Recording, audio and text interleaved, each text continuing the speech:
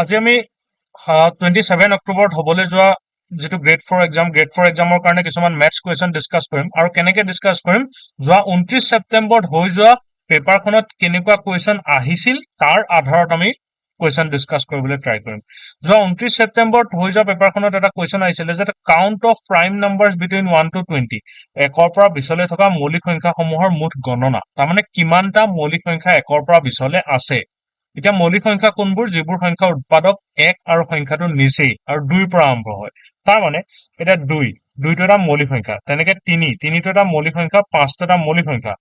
7টো এটা মৌলিক সংখ্যা কিয় মৌলিক হৈ আছে এইবোৰ কাৰণ এই সংখ্যাবোৰ আমি যদি কাৰবাৰ পূৰণ ফলত লিখিবলৈ হয় 1 আৰু 3 মাত্ৰ এনেকৈ লিখিব পাৰো বেলেগ একো উপায় নাই 5ক যদি লিখিবলৈ হয় 1 আৰু 5 আৰু 7ক যদি লিখিবলৈ হয় 1 আৰু 7 1 into 7 বেলেগ একো ইয়াত উপায় আৰু নাই কিন্তু বেলেগ এটা যদি মই নম্বৰ লওঁ যদি মই 4 লওঁ 4ক মই 1 আৰু 4 কৰি লিখিব পাৰো কাৰণ 1 আৰু 4 1 into 4 কৰিলে 4 ওলায় কিন্তু তাৰ উপৰিও মই 2 into 2ও লিখিব পাৰো আৰু বেলেগ উপায়ও আছে তাক লিখাৰ কিন্তু এই সংখ্যাবিলাকৰ বেলেগ উপায় আৰু নাই একমাত্ৰ এটোৱে উপায় যে 1 into 5ত 5 কৰি লিখিব লাগিব তাৰমানে ইয়াক আমি ফেক্টৰাইজ কৰিলে মৌলিক উৎপাদক বিশ্লেষণ কৰিলে 1 আৰু 5এই পাওঁ সেইকাৰণে এইবিলাকক মৌলিক সংখ্যা বুলি কয় 7ৰ পিছত কি হ'ব 8 হ'ব নোৱাৰে 9 হ'ব নোৱাৰে 8 কিয় হ'ব নোৱাৰে কাৰণ 8ক 4 into 2ত লিখিব পাৰি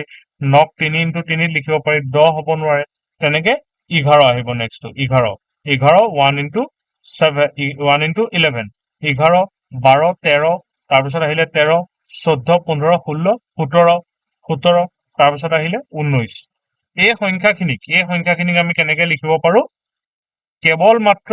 1 আৰু সংখ্যাটোৰ পূৰণ ফলক আৰু সেই সংখ্যাবিলাক তেনেকুৱা ধৰণৰ সংখ্যাবিলাককে মৌলিক সংখ্যা বা প্ৰাইম নাম্বাৰ বুলি কয় আৰু তেনেকুৱা কিমান সংখ্যা আছে 1ৰ পৰা 20ৰ ভিতৰত এইকেইটা মই লিখি দিলো 2 3 4 3 5 7 11 13 17 19 কেইটা হল 1 2 3 4 5 6 7 8 তাৰমানে অপশনটো হ'ব সি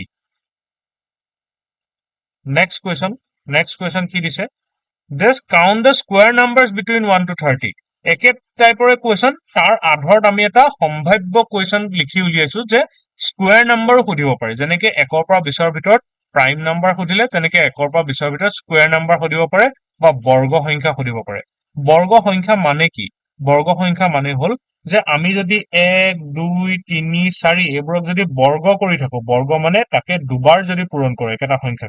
সংখ্যাকে দুবাৰ পূৰণ কৰাটোকে বৰ্গ কৰা বুলি কয় যদি বৰ্গ কৰি থাকো যিবোৰ উত্তৰ ওলায় সেই উত্তৰবোৰ বৰ্গ সংখ্যা সেইবোৰ উত্তৰবোৰক কি সংখ্যা বুলি কয় এইবোৰক বৰ্গ সংখ্যা বুলি কয় বৰ্গ সংখ্যা এতিয়া 1ক স্কয়াৰ কৰিলে 1 into 1 ওলালে 1টো এটা বৰ্গ সংখ্যা 2ক স্কয়াৰ কৰিলে 2 পূৰণ 2 কিমান ওলালে 4 4টো এটা বৰ্গ সংখ্যা 3ক স্কয়াৰ কৰিলে কিমান ওলালে 3 পূৰণ 3 তাৰ মানে 9 ওলালে 9টো এটা বৰ্গ সংখ্যা তেনেকে 4ক স্কয়াৰ কৰিলে 4 into 4 কি ওলালে 16 16টো এটা বৰ্গ সংখ্যা তেনেকে 5ক স্কয়াৰ কৰিলে 5 into 5 5 পূৰণ 5 কিমান ওলালে 25 25টো এটা বৰ্গ সংখ্যা তাৰপিছতে 6 স্কয়াৰ কৰিলে 6 into 6 36 36টো এটা বৰ্গ সংখ্যা কিন্তু আমাক সুধিছে যে 1ৰ পৰা 30 লৈ থকা 1ৰ পৰা 1টোক ধৰি 1ৰ পৰা 30 লৈকে কি পালো এইখিনিয়ে পালো 1ৰ পৰা 30 লৈকে কাৰণ ইয়াতকে যদি পাৰ হৈ গলো তেতিয়ালে 36 হৈ গল যেটো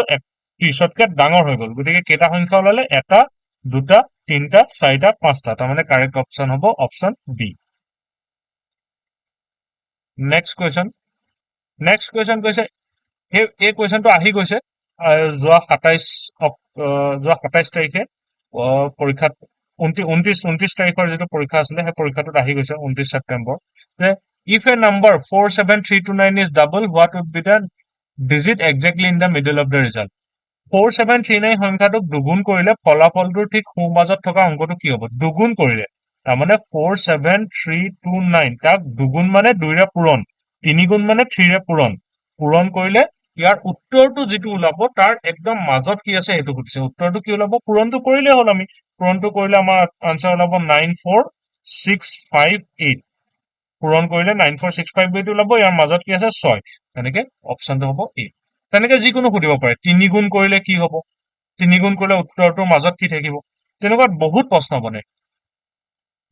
4 গুণ কৰিলে কি হ'ব 10 গুণ কৰিলে কি হ'ব তাৰমানে 10ৰে পূৰণ তাৰ মাজত কি থাকিব